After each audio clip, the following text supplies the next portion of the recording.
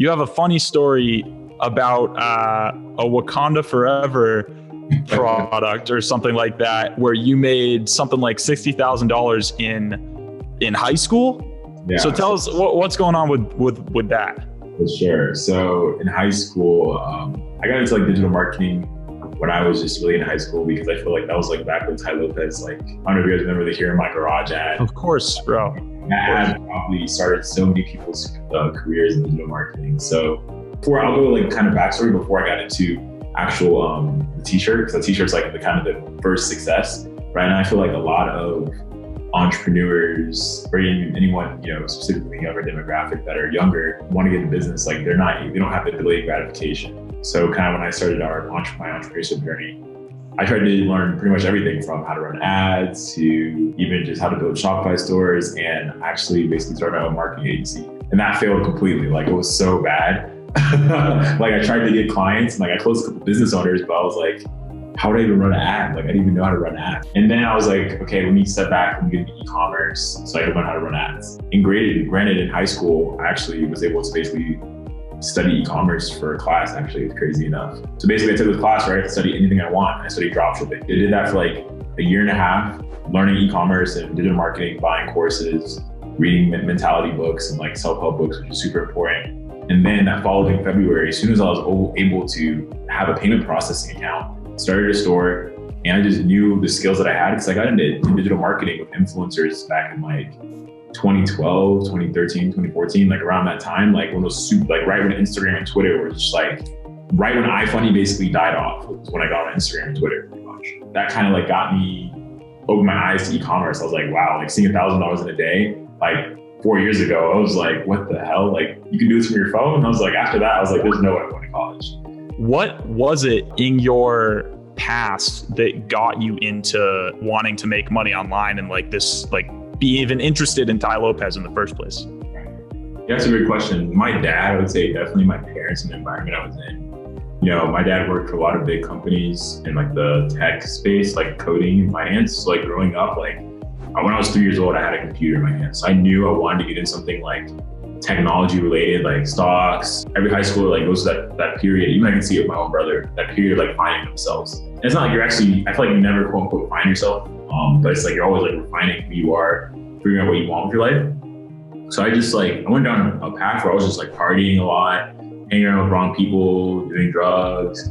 I got in trouble in spring break, actually. Got in trouble. I'm the oldest in my family, so like whatever, I have to set that example for my younger brother, and also, you know, carry my legacy on. That's how I really view life. That's how I've always viewed life, just because that's how I was raised. So I kind of just like, all right, I got to go all in on being the best version of myself. So I was always an entrepreneur. I was doing e-commerce when I was 13, like selling on eBay, selling shoes on eBay. Like even if like all my businesses failed, like of course it would suck in the moment, yeah, but like I would still get back up and go start something else or do something else that's gonna, you know, continue to help me grow in life. Tell me about some of those failed projects that you had. What were they for you? Yeah, that's a great question. Well, I would say the biggest one, I mean, like the first idea I had, my first business, I tried to make an app basically that would like have all the apps, like Instagram, Twitter, Snapchat, Facebook, like all in one. It'd be like your main app that you go to everything. And I made like some pitch decks and did like some pitch competitions, and then like that just failed completely. So basically after that, I just moved back into SMA and just e-commerce. There was this marketing company called Visualism. I helped take that company to $60K a month, but I just left that because I signed back contracts and just there's so many partners, and I learned a lot. That was the first business that actually like really grew. That was when? How old were you? I was 18 going into 19. So basically after I left that company and I started Maybach.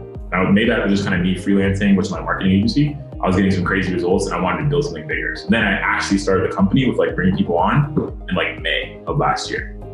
For you, was your first win that like $60,000 you made with that Wakanda shirt? Right, technically yes. But I really feel like my first win, mastering yourself, at least enough to get results, right? Because I feel like we had actually a customer of ours. He actually joined our content at first. He was going through it, he was making results, but he got mad at us that he wasn't getting results, right? And then he texted me a month later and he said, oh, I just did $2,000 in sales today. This kid's like 18. I'm like, that's just the go shows like, even when I was getting content and trying to grow, I feel like you can take a lot of content in, but if you don't master yourself and master your daily habits and like really like do a lot of like self-reflection, like saying like, okay, like not being emotional, be like, okay, like if you're going through like a financial problem with your business, okay, am I doing the right decision right now? Even when I was broke, I was like, okay, I want to make my biggest goal, and I feel like this is for a lot of people, 10K a month, right? That was my first goal, right? I was like, I want to make 10K a month. And the funny thing is, the person you have to be to make 10K, if not even way more than that, right? You have to be that person to get there, regardless of any business or avenue. So that's what my focus always was, like on like the habits. Like I used to wake up in high school every day at like 5 p.m. I was honestly more disciplined then.